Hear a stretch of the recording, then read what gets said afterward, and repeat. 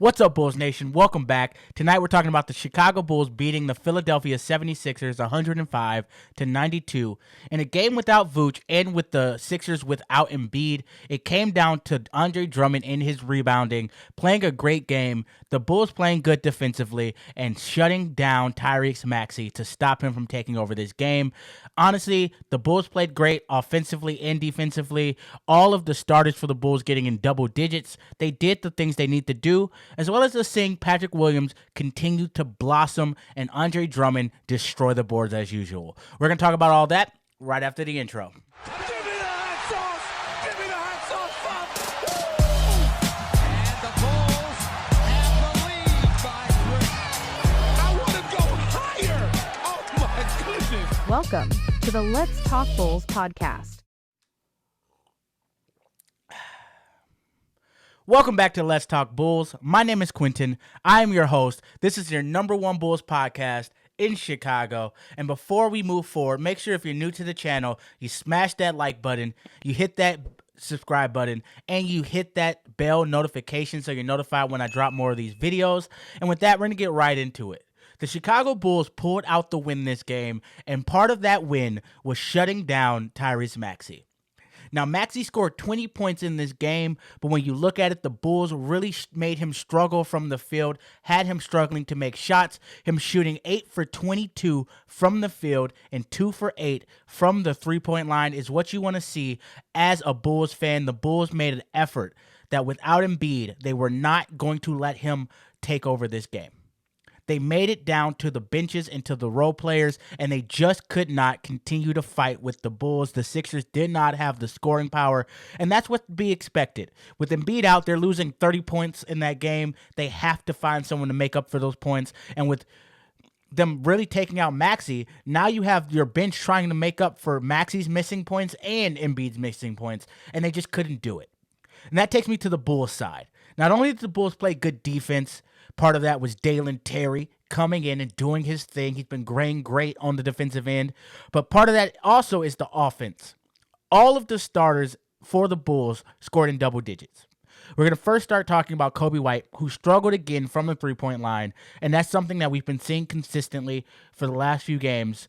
20 points, 8 rebounds, 2 assists, 7 for 15 from the field, but 1 for 5 from the three-point line. He is struggling from 3. There is something happening in his head right now where he's not either confident in his shot or he's rushing it or he's overthinking it, but he's making mistakes at the three-point line, missing those wide open shots.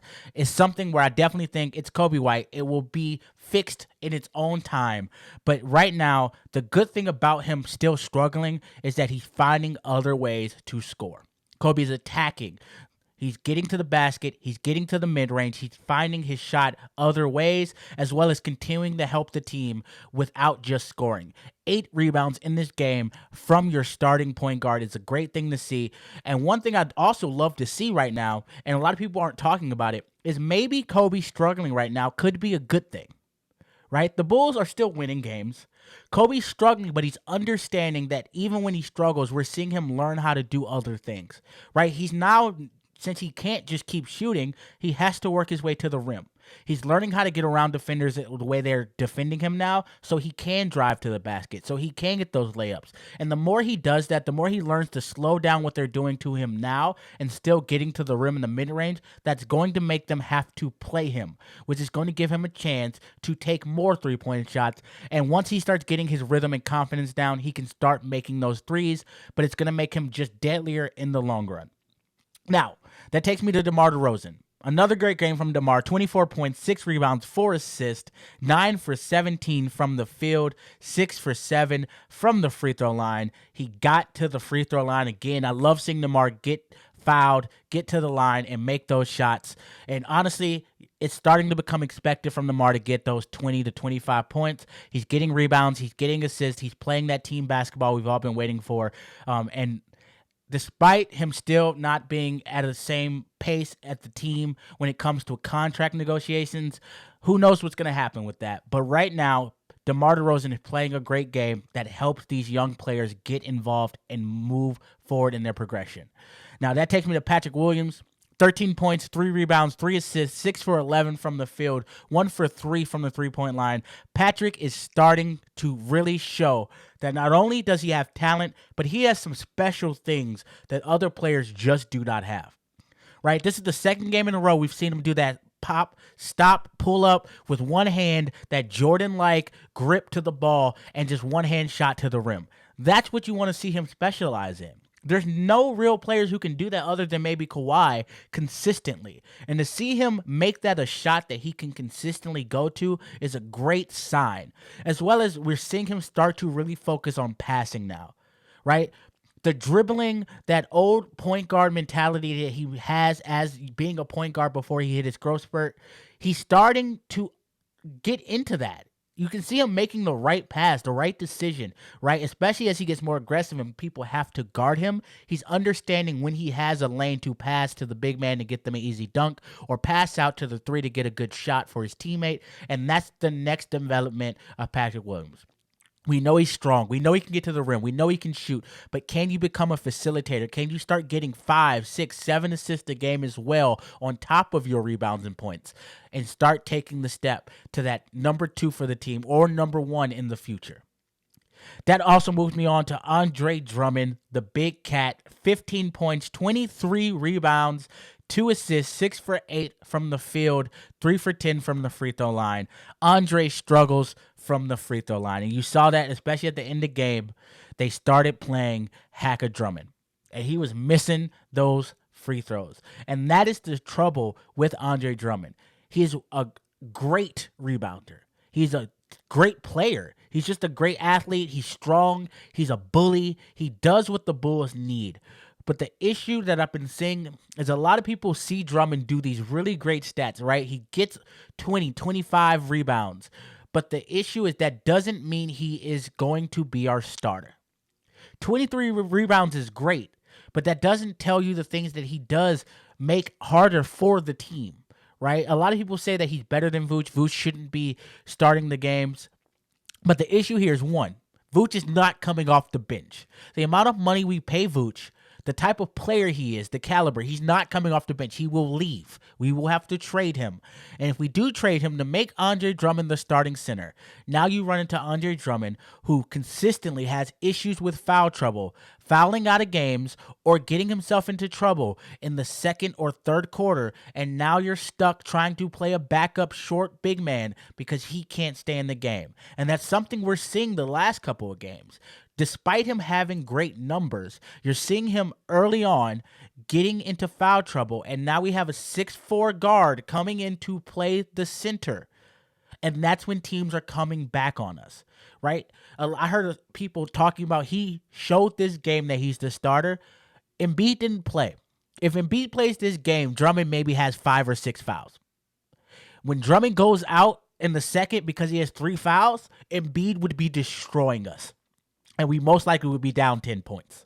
You have to not just look at the stats, but also look at what happens when you have a player in a position. Because if Andre Drummond becomes the starter on this team, Vooch is gone.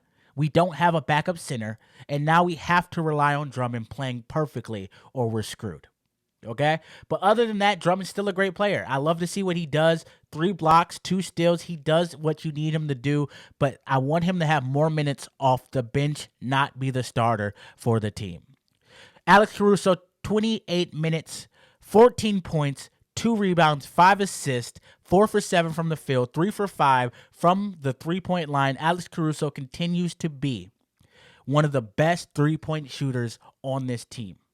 It is amazing to see the effort he put in over the summer to change his game and become one of the elite 3-and-D players on this team. Right now, he's not only the person that we rely on to get down defensively, but we also look for him to make pretty big shots.